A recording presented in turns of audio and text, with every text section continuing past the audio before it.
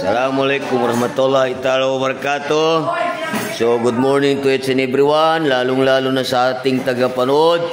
Ito po yung paghahanda ng Paglat National High School Salam Campus sa gagawing intramural sa November 17 ang umpisa hanggang November 20. So, ang araw ngayon ay Sabado, November 15, kami po ay nag-overtime para po sa paghahanda sa darating na Lunes. Ayan po, sa office po ay ginahanda po ang mga palamuti at dekorasyon ng stage, pati na yung mga paperworks. Ayan po yung mga advisor na masisipag, no? Ayan si Ma'am Ella, no? Nagapukpok. Oo, Ma'am Ella Lumambas, ang aming encoder sa Sir Brian. Untua Mama Salangkat, si Ma'am Nursida, encoder din yan sa admin. Advisor ng grade 7. Oh, bata pa yan. Ha? Si Ma'am Rahima Migada. Yan, M. So, ito po. Okay, labas naman po tayo. Ang mga bata, habang ginagawa ang kanilang boat, ay tuloy pa rin ang kanilang pag-iinsayo. Mapa, sportman, academic, track and field, at saka yung mga literary and musical contest.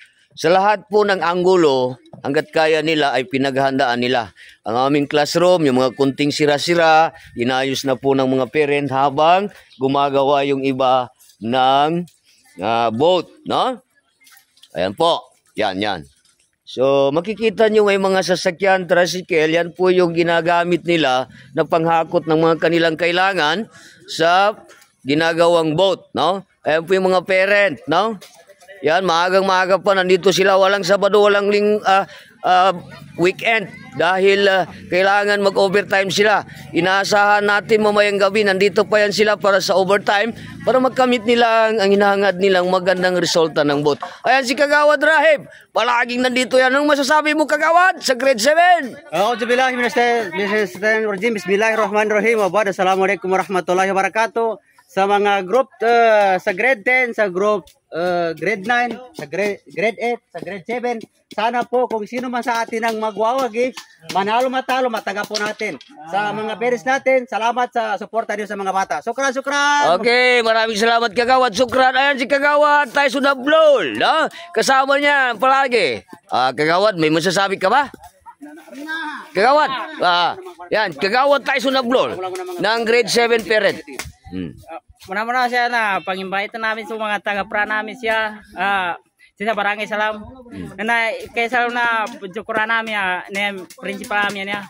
Tama sa grade 10 na, tama sa grade 9, grade 8, grade 7. Na pagkukur kami kani Vice sa Gandingang Motsa. Ndo si Raisa. Pagkura namin mambo. Doon sa mga taga-pra namin yan pamanggabag ka mga lukas na pagsukur kami na siya taman. Sukra Kagawad, maraming salamat sa iyong magandang mensahe. Yan si Mr. Brother Jaman. Yan yung palaging panday dito ng parent ng grade 7. Always present yan. Kasama pa yung kanyang pamilya. Maliit na anak, asawa, buong pamilya ng Jaman nandito. Grade 7 yan, araw-araw po yan, no? Okay, lipat naman tayo mga kaibigan sa boat ng grade 8, no? Ang grade 8, napabilang dyan ang presidente ng PTCA, na si Mr. Roden Bayangan. Maaga pa yan dito kanina, no? President, may masasabi ka siguro? Una sa lahat, sa ngalan po ng Paglat National High School Salam Campus, sa faculties, sa mga parents na nandito, maraming salamat sa mga kooperasyon sa ginagawa natin dito para maisulong natin ang Paglat National High School Salam Campus. Salamat. Okay, maraming salamat, President, sa iyong magandang mensahe. Yan po ang aming presidente, PTCA President na napaka-aktibo. Maaga pa yan dito kanina. Kasama yung anak. Yan. Buong pamilya yan. Ito yung kahapon, iba yung nakita yung itsura ng kanilang mga boat. So habang parating nalalapit na yung aming entrance ay umiiba na rin ang itsura ng ating mga boat, no? Gumaganda at gumaganda. So mamayang gabi naasahan na may magtratrabaho pa dahil sa Lunes ay umpisa na po ang tingin ng mga judges ng kanilang boat, no? Yan, boat ng grade 7. So lipat naman tayo sa grade 9. Kahapon yung grade 9, wala pang bakod yan, no? Nakita nyo? Ayan ang bakod, no? Ayan, grade 9 yan. Yung kanilang advisor is si Miss Ella Lumambas. Yan. Ayan, buong pamilya yan, no? Yan. Si Bonnie Abba, kasama dyan. Empleyado po yan ng munisipyo ng ating mahal na mayora, no? Ayan siya. Ayan si palagi yan nandito. Si Mr. Alfie Pakalan, ang kanilang foreman, ating barangay secretary nandyan. Si Ma'am Awil, barangay secretary ng Barangay Salam.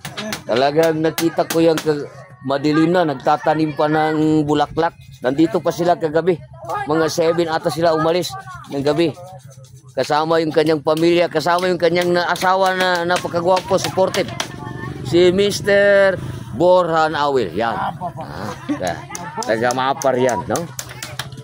Amin pong sinusunod at ginagawang gabay sa aming ginagawa ang advokasya ng ating local government unit ng Paglat. Ang sinasabi nilang maayos na edukasyon at kaaya-ayang edukasyon. Advokasya ng ating former mayor, Abdul Karim Langkuno. At patuloy ito na tinutuloy ng ating kasalukuyang mayor na minamahal, si Bayraisa Pindato Langkuno. Ganoon din ang ating kasalukuyang vice mayor, Honorable Sagandingan Gumunsang. Kasama na rin ang buong Sangguniang. Pinapatupad po at ginagawa ang advokasya na maayos na edukasyon at kabuhayan dito po sa bayan ng Paglat. So, yan po ang aming gabay sa aming ginagawa dito sa bayan ng Paglat. Yan, bilang suporta po sa kanilang advokasya na maayos na edukasyon. Ayan, yan yung grade 9. Ito naman yung grade 10, no? So, inyo pong napapansin araw-araw, nagbabago po ang itsura ng mga boat dahil tuloy-tuloy po ang paghahanda, no? Ayan, yan po si Mr. Masukat at asawa ni Ma'am Grace na Masulot pala. No, Masulot. Asawa ng aming advisor sa grade 10. Ito yung grade 10. Kahapon wala pa yung bakod. Pero ngayon makikita nyo na ibig sabihin tuloy na tuloy po ang pagpapanday at paggawa ng boat patungo sa magandang resulta nito.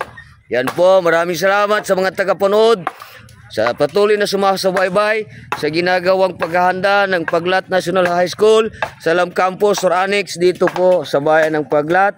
Maraming salamat. Sukran po.